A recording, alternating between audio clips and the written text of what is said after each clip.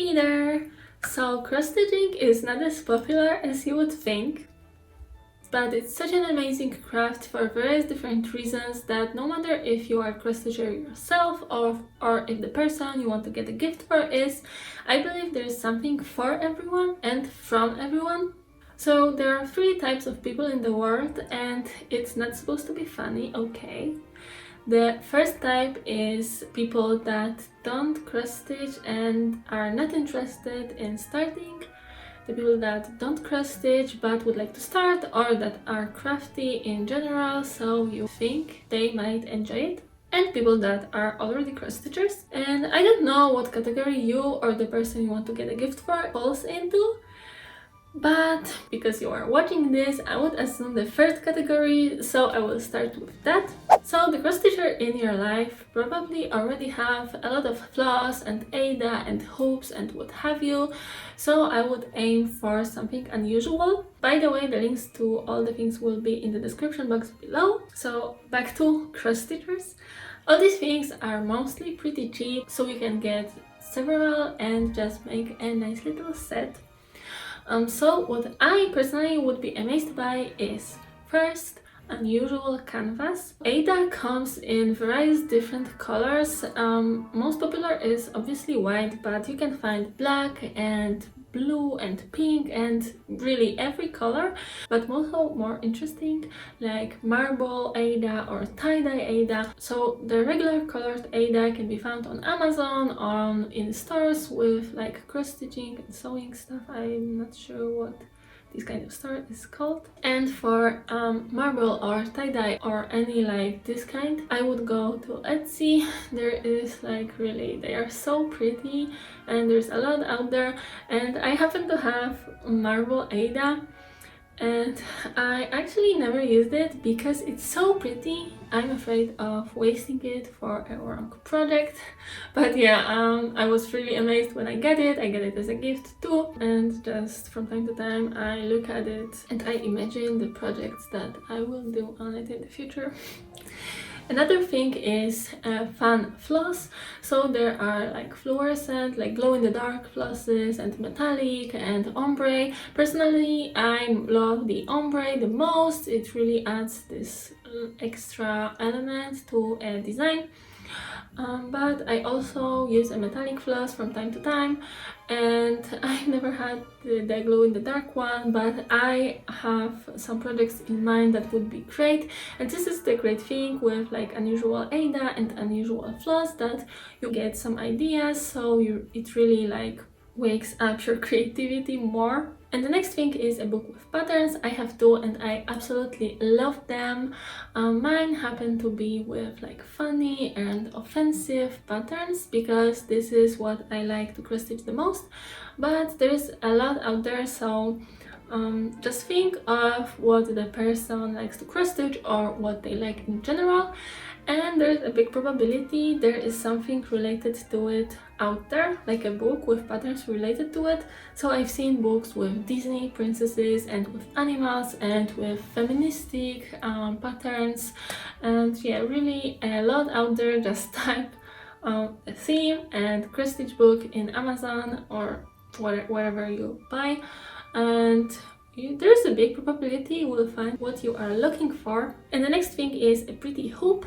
So the person probably has some kind of hoops, but there's like a big variety, like pretty wooden hoops and plastic hoops in some funky colors and some unusual shapes. I like the rectangle the most because rectangle is the shape that most of my projects are, but there are like oval ones and square and like a regular round obviously, but like more pretty, so also they can work as a frame to frame a finished piece and put it on a wall or something like this. And another thing is a cross-stitch needle threader, and specifically a cross-stitch needle threader, not a regular needle threader. It may happen that the person already has it and you don't know it because it's such a small thing, but it's really a life changer.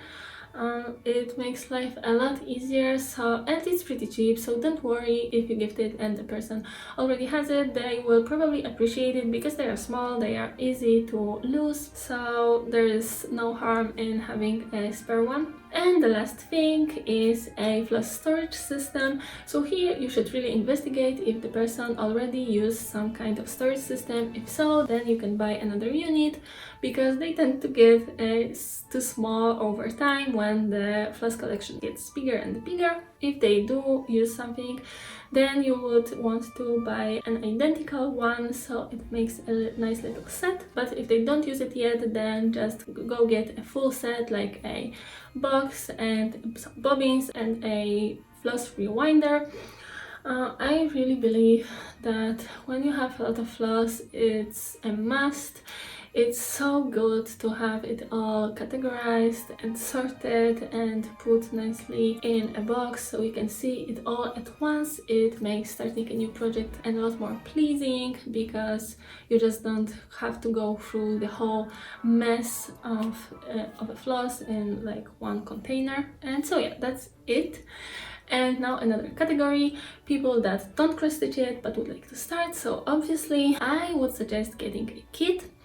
And there's a lot of pre-made kits on Etsy. There's a big variety. You can buy like honestly whatever, but you can easily make one yourself.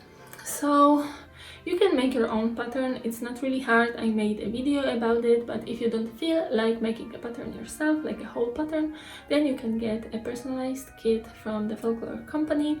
It's actually not sponsored. I just reviewed their kit some time ago and I really liked it. So there you have a selection of frames and you just add your text and they prepare the kit for you and they send it to you. So it's really easy, but like I said, it's not very hard to make a kit yourself, and you can like fully personalize it with the frame and colors and just everything. So you can draw it directly on your canvas, or you can draw it on a graph paper, or you can go fully professional and make it in online pattern making tool like the Stitch Fiddle. I will put the link in the description box too. And if you do it in online tool, then you just print it and it really looks really professional, like the one you would buy on Etsy.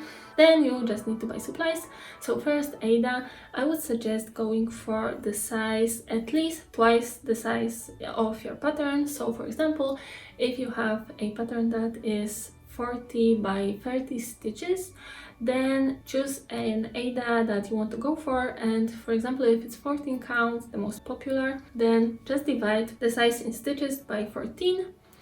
So 13 by 14, it's 2.1 inch, and 40 by 14 is 2.8 inches. So you would need 4.2 by 50.6 inches at least.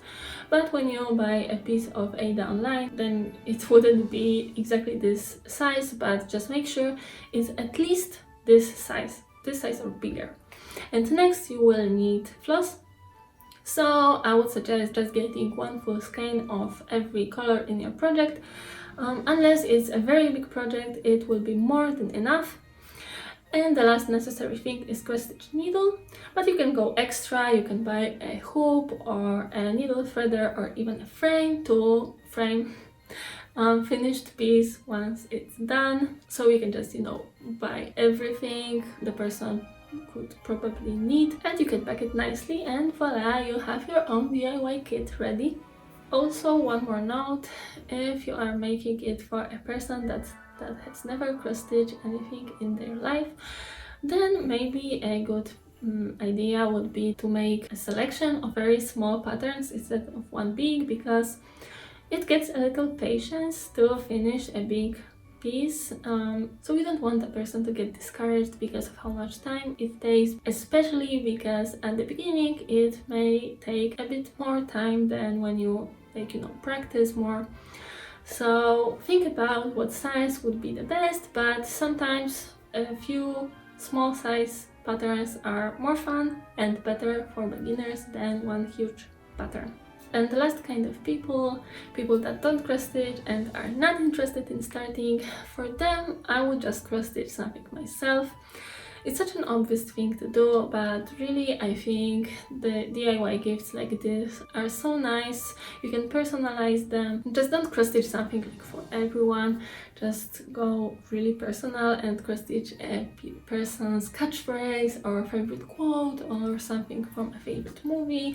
Really, what limits you here is your imagination, and you probably know the best what the person you want to make it for likes the most, and just frame it in some fun or just really nice frame. And I would be thrilled to get something like this.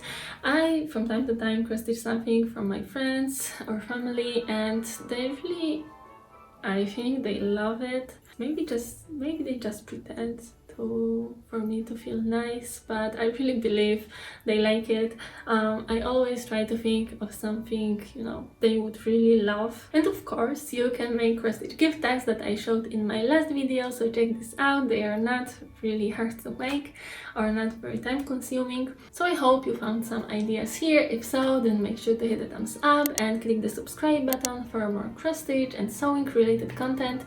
And I will try to make one more video before Christmas, but if I fail, I want to wish you all Merry Christmas. I hope you will have the best time, no matter how you celebrate it or if you don't at all. And I think that's it for today, so see you in the next one. Bye!